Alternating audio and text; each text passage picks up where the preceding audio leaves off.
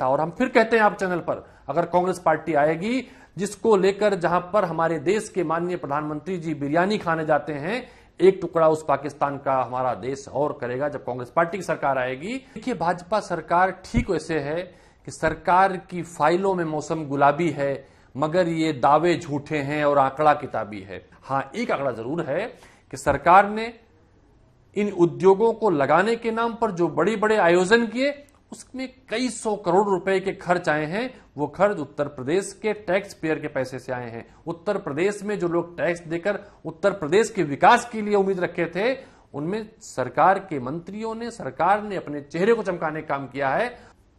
उत्तर प्रदेश में योगी आदित्यनाथ सरकार के दूसरे कार्यकाल के 100 दिन पूरे हो चुके हैं। सरकार ने दावा किया कि इन 100 दिनों में विकास, रोजगार, लॉ एंड ऑर्डर समेत तमाम जगहों पर विकास हुए, अच्छा काम हुआ। लेकिन विपक्ष कैसे देखता है, इस पर बात करने के लिए कांग्रेस के नेता दीपक सिंह हमारे साथ हैं। सर, सबसे पहला सवाल कि सरकार दावा कर रही है कि 100 दिनों में बहुत अच्छा काम हुआ, आपकी नजर में क्या हुआ? देखिए, भाजपा सरकार ठीक वैसे है कि सरकार की फाइलों में मौसम गुलाबी है, मगर ये दावे झूठे हैं और आंकड़ा किताबी है। आंकड़े किताबी हैं। सिर्फ जो भारतीय जनता पार्टी झूठ को जिस ढंग से प्रचारित की थी पिछले 5 साल के कार्यकाल से अगर हम शुरुआत करें, तो भारतीय जनता पार्टी के कार्यकाल में पहली बार कई सारे अधिकारियों पर मुकदमे हुए, कई सारे अधिकारी आज तक फरार हैं। पहली इनकी सरकार में हुआ कि पुलिस ने सुपारी लेकर गोली मारी, काउंटर किए। कई सारी घटनाएं ऐसी हुई कि लखनऊ राजधानी में छाती पर गोली मारी गई, होटल में सर्चिंग के नाम पर गोली मारी गई, कहीं पर अधिकारी ने गोली मारी, कहीं पर अपराधी ने गोली मारी। तो ये गोलियों का सरकार रही है, घोटालों की सरकार रही है। लेकिन भारतीय जनता पार्टी ने अपने एजेंडे को हासिल किया और एक पार्टी से अपनी लड़ाई को जस्टिफाई करने की कोशिश की, जो पार्टी भारतीय जनता पार्टी को कभी हरा ही नहीं सकती थी। और उसका परिणाम यह हुआ कि उत्तर प्रदेश की जनता को गुमराह करके भारतीय जनता पार्टी ने सरकार बनाई। अगर हम 100 दिन की बात कर लें, तो इन 100 दिनों में जिस तरह से 100 दिन के कार्यकाल को लेकर बैठकों का दौर हुआ, चर्चाओं का दौर गर्म हुआ कि 100 दिन में सरकार कुछ ऐसे मंथन कर रही है कि उससे कोई अमृत निकलकर सामने आ जाएगा। लेकिन परिणाम के रूप में जो सामने निकल कर आया है, 100 दिन के सरकार के कार्यकाल में जो मंथन हुआ है, उस मंथन में अमृत नहीं, ट्रांसफर घोटाले का विष निकला है। चिट्ठियों के रूप में मंत्री डिप्टी सीएम के निकला है, कई सारे मंत्रियों की जुबान से निकला है, और इसके प्रमाण भी सामने आए हैं कि निश्चित रूप से उत्तर प्रदेश में ट्रांसफर घोटाले के नाम पर उत्तर प्रदेश के 100 दिन की शुरुआत हुई। अगर हम यूं कह लें कि योगी 2 के जो पांव थे, पूत के पांव पालने में दिखते हैं, वो कहावत को सरकार ने ट्रांसफर घोटाले के रूप में चरितार्थ कर दिया है। आप ट्रांसफर घोटाले की बात कर रहे हैं, हम लॉ एंड ऑर्डर पर ही जाते हैं। सरकार ने शुरुआत पहले कार्यकाल में एनकाउंटर से की, यानी अपराधी अगर गोली चलाएगा तो पुलिस को गोली चलाने की छूट मिली। लेकिन अपराधियों की संपत्तियों पर बुलडोजर चल रहे हैं। आज भी सहारनपुर में बुलडोजर चला, कल भी लखनऊ में बुलडोजर चला। यानी कि अपराधियों के ऊपर नकेल तो कसी जा रही है, उनकी जो संपत्तियां हैं उनके ऊपर बुलडोजर चल रहा है। देखिए, उन अपराधियों पर बुलडोजर चल रहा है जो अपराधी भारतीय जनता पार्टी के नहीं है। बहुत सारे ऐसे अपराधी हैं जो भारतीय जनता पार्टी में उनकी संपत्ति भी फल फूल रही है, उनकी प्रॉपर्टीज फल फूल रही है और उनके अवैध कारोबार भी फल फूल रहे हैं। ये वही उत्तर प्रदेश है जहां पर भारतीय जनता पार्टी की सरकार बनने के बाद पुलिस बच्ची से दुराचार करती है और फांसी चढ़ाकर लटका देती है। ये वही उत्तर प्रदेश है, उस एसपी को अभी तक पुलिस गिरफ्तार नहीं कर पाई है जिसने सुपारी लेकर उद्योगपति की हत्या की थी। ये उत्तर प्रदेश की वही सरकार है जो उत्तर प्रदेश के दर्ज अपराधों के मुकदमों को नहीं दर्ज करती है और अपने आंकड़ों को छोटा करके दिखाती है, और जब जांच करने की बात आती है तो उस मामलों में जांच भी नहीं कराती है। ये उत्तर प्रदेश की वही भारतीय जनता पार्टी की सरकार है जिसके कार्यकाल में अभी अग्निवीरों ने जिस तरह से तोड़फोड़ हुई, जिस तरह से आग के हवाले किए गए, दंगों में पूरा उत्तर प्रदेश जल उठा। कानपुर के दंगे हों या कानपुर की घटना जिसने पूरे देश में आग लगा दी, तो लाइन ऑर्डर कहां से खराब हुआ?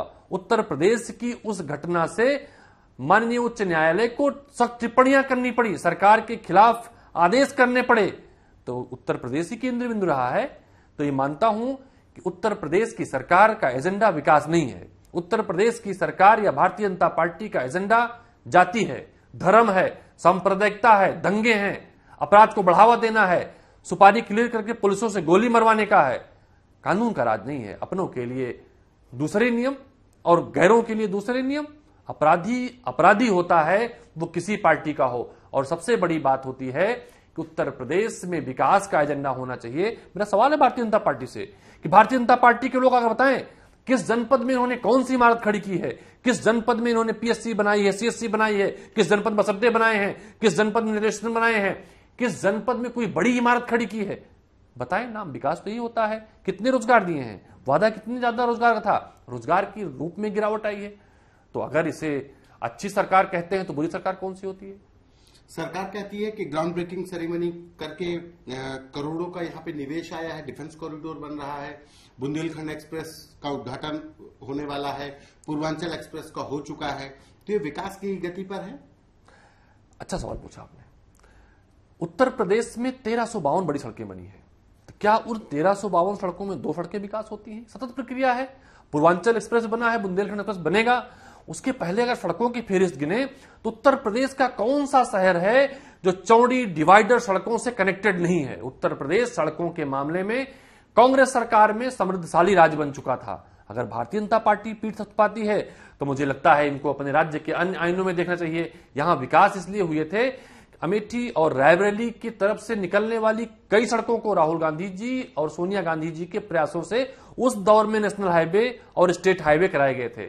दूसरा, आपने कहा कि इन्होंने कई सारी सेरेमनीज की, अपने चेहरे को चमकाया, खूब पैसे खर्च किए। मेरे पास के रिकॉर्ड हैं, डॉक्यूमेंट्री, और हमारे पास सरकार के दिए हुए जवाब हैं जो हाउस में दिए थे। सरकार अभी तक ये नहीं बता पाई है कि सरकार ने कौन से उद्योग किस जनपद में लगाए हैं, उन उद्योगों को लगाने में कितना खर्च आया है, कितने रोजगार मिले हैं। हां, एक आंकड़ा जरूर है कि सरकार ने इन उद्योगों को लगाने के नाम पर जो बड़े बड़े आयोजन किए उसमें कई 100 करोड़ रुपए के खर्च आए हैं। वो खर्च उत्तर प्रदेश के टैक्स पेयर के पैसे से आए हैं। उत्तर प्रदेश में जो लोग टैक्स देकर उत्तर प्रदेश के विकास के लिए उम्मीद रखे थे, उनमें सरकार के मंत्रियों ने, सरकार ने अपने चेहरे को चमकाने का काम किया है। उत्तर प्रदेश में उद्योग और रोजगार नहीं आए हैं। आपने सड़कों के जाल को लेकर के अमेठी और रायबरेली का जिक्र किया, तो बीजेपी कहती है कि कांग्रेस राज में विकास सिर्फ अमेठी और रायबरेली में ही सिमट कर रह गया था। अगर आप देखें तो जो दिल्ली से सीतापुर होकर हाईवे जाता है, किसने बनवाया था? अगर हम देखें जो गोरखपुर मंत्री जी जहां का निवास करते हैं, वो हाईवे कहां को निकल जाता है? प्रधानमंत्री जी जहां से आते हैं, सुल्तानपुर होते हुए लखनऊ से जो नेशनल हाईवे चमकता हुआ जाता है, कहां से जाता है? दर्जनों ऐसे सड़कें हैं, दर्जनों ऐसे विकास हैं जो कांग्रेस पार्टी ने कराई थी। अलग की बात है जब भारतीय जनता पार्टी के लोग अमेठी और रायबरेली में भाषण करते हैं तो कोई और बात करते हैं कि यहां विकास नहीं हुआ। जब अमेठी रायबरेली के बाहर भाषण करते हैं तो कहते हैं कि अमेठी रायबरेली को विकास किया, बाकी लोगों को छोड़ दिया। तो मुझे लगता है अब दुनिया जाग रही है। 10 साल होते हैं सबके अच्छे दिनों के, बुरे दिनों के। तो भारतीय जनता पार्टी सरकार के पाप के घड़े भरने वाले हैं।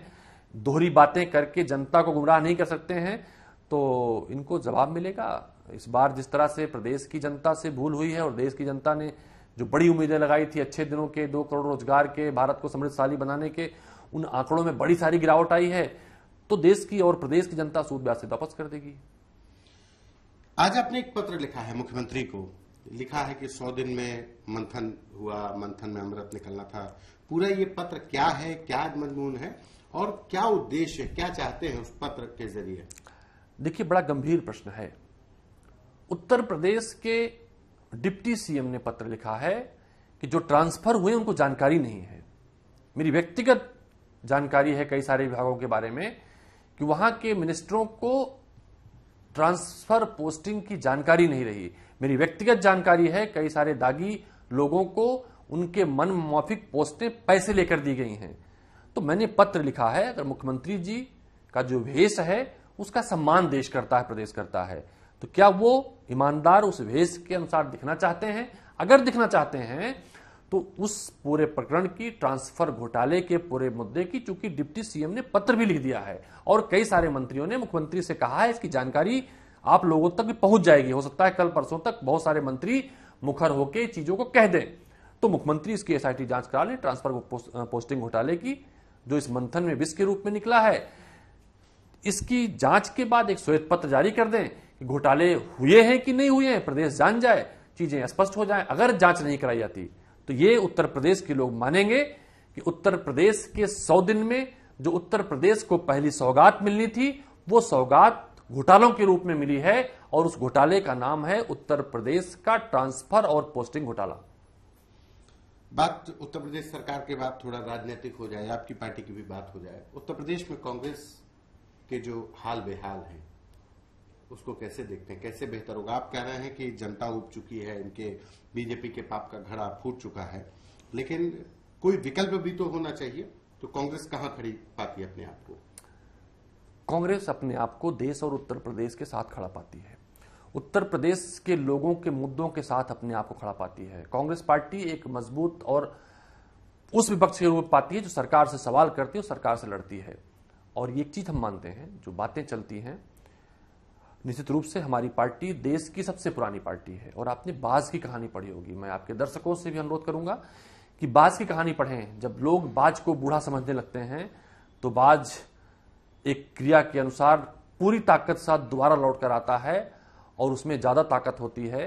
तो कांग्रेस पार्टी अपने नए स्वरूप में मजबूत संगठन के साथ, मजबूत इरादों के साथ और भारतीय जनता पार्टी के झूठ, भारतीय जनता पार्टी के गुमराह करने वाली नीति और भारतीय जनता पार्टी के बांटो और राज करो नीति से की रणनीति के साथ निकलकर सामने आएगी। और भारतीय जनता पार्टी के दोनों सरकारों को आने वाले टाइम में, उत्तर प्रदेश को तत्काल में आने वाली भारतीय जनता पार्टी की मोदी सरकार को हटाने का काम करेगी। और वो सिर्फ और सिर्फ कांग्रेस पार्टी करेगी। देश की जनता इस बात को मान रही है, सड़कों पर, गांवों में, शहरों में इसकी चर्चाएं शुरू हो गई हैं। एक आखिरी सवाल है कि देश में जो नुपुर शर्मा के बयान के बाद राजस्थान में हत्या हुई, उसके बाद महाराष्ट्र में हत्या हुई, और इस तरीके से लगातार जो हत्याओं का सिलसिला शुरू हुआ है, कैसे देखते हैं, कहां पे? क्योंकि इस पूरे मामले को लेकर के सुप्रीम कोर्ट ने भी दखल दे दिया, राजनीति बहुत गरमाई हुई है। पूरा देश जानता है, हर किसी को अपना धर्म और देवता प्रिय होते हैं। मैं इस बात को मानता हूं, हम अपने देवी देवताओं को श्रद्धा पूर्वक पूजन करते हैं, नमन करते हैं। तो हमारा धर्म इस बात की इजाजत देता है कि हम दूसरों के धर्म के लोगों का सम्मान करें। और मुझे इस बात की पुख्ता जानकारी है कि दूसरे धर्म के लोग भी ये कहते हैं कि इस देश में, दुनिया में कई सारे पैगंबर आए, भगवान आए, वो लोग उसकी इज्जत करते हैं। तो हमें उनकी इज्जत करनी चाहिए। अपमान करने का अधिकार किसी को है नहीं। अगर जिसने अपमान किया है तो भारतीय जनता पार्टी की सरकार में हमारे देश को कहीं न कहीं शर्मसार होना पड़ा। पिद्दी पिद्दी देशों के साथ हमारे राजदूतों को शर्मिंदा होना पड़ा, गलतियां माननी पड़ी। छोटे देश जो भारत के सामने सर उठाकर बात करने की स्थिति में नहीं थे, उन्होंने हमारे राजनयिकों के सर झुका के बात की, गलती मानने को मजबूर किया। तो हम आहत होते हैं। हमारे देश का एक गौरवशाली इतिहास रहा है। हमारे देश का इतिहास ये रहा है कि हम छोटी छोटी बातों को लड़कर वोट के लिए नहीं लड़े। हमारे देश का और हमारे देश के राजनेताओं का इतिहास ये रहा है, जब लड़ने की बात आई है, जिसको लेकर भारतीय जनता पार्टी राजनीति करती है, हमने उन नापाक देशों के टुकड़ों में परिवर्तित किया था। और हम फिर कहते हैं आप चैनल पर, अगर कांग्रेस पार्टी आएगी जिसको लेकर, जहां पर हमारे देश के माननीय प्रधानमंत्री जी बिरयानी खाने जाते हैं, एक टुकड़ा उस पाकिस्तान का हमारा देश और करेगा। जब कांग्रेस पार्टी की सरकार आएगी तो मुझे लगता है छोटी छोटी बातों पर, ओछी ओछी बातों पर राजनीति बंद होनी चाहिए। देश के लोगों को समझना चाहिए। और उन तमाम लोगों से अपील करूंगा जो लोग उग्र हैं, उन्हें शांति का परिचय देना चाहिए। ये देश किसी का नहीं है, ये देश भारतवासियों का है, किसी पार्टी का देश नहीं है। इस देश पर रहने वाले हर किसी का देश है, सभी धर्मों का देश है, सभी मान्यताओं का देश है। तो ये सबके हिसाब से होगा। जो जहर बोएगा, जो विष बोएगा, उसका वैसा ही असर होगा। मैंने हाउस में भारतीय जनता पार्टी के लोगों से कहा था, हमारे रामायण काल में एक कालीनेमी हुआ करता था। कालीनेमी भारतीय जनता पार्टी के लोगों से ज्यादा उग्रता से बात करता था, लेकिन जब हनुमान जी को गुमराह करने की बात आई तो वो जोर जोर से राम का नाम ले रहा था। तो वो गुमराह नहीं कर पाया भगवान हनुमान को। हनुमान जी ने उसका वध किया और उसका पर्दाफाश किया। उसमें भी भगवान हनुमान ने कहा था कि तीरथ बड़े न बड़े प्रयाग, सकल तीरथ का पुण्य वहीं जहां हृदय राम का वास। तो जहां हृदय राम का वास हो वो स्थान पुण्य होता है। कालीनेमी की तरह जोर जोर से राम का नाम लेकर या किसी के धर्म का अपमान करके कोई बड़ा नहीं हो सकता है। तो मुझे लगता है हाईकोर्ट की जो कार्रवाई, सुप्रीम कोर्ट की कार्रवाई हुई है, उसके हिसाब से देश को चलना चाहिए और देश को लोकतंत्र के हिसाब से, देश को संविधान के हिसाब से चलना चाहिए। धन्यवाद। ये हमारे साथ कांग्रेस नेता दीपक सिंह जिन्होंने उत्तर प्रदेश में 100 दिन की योगी सरकार को लेकर हमले बोले और साथ ही दावा किया कि कांग्रेस पार्टी दोबारा लौटेगी, ठीक उस बूढ़े बाज की तरह जो जब दोबारा लौटता है तो ज्यादा ताकत के साथ हमला बोलता है और अपना शिकार करता है।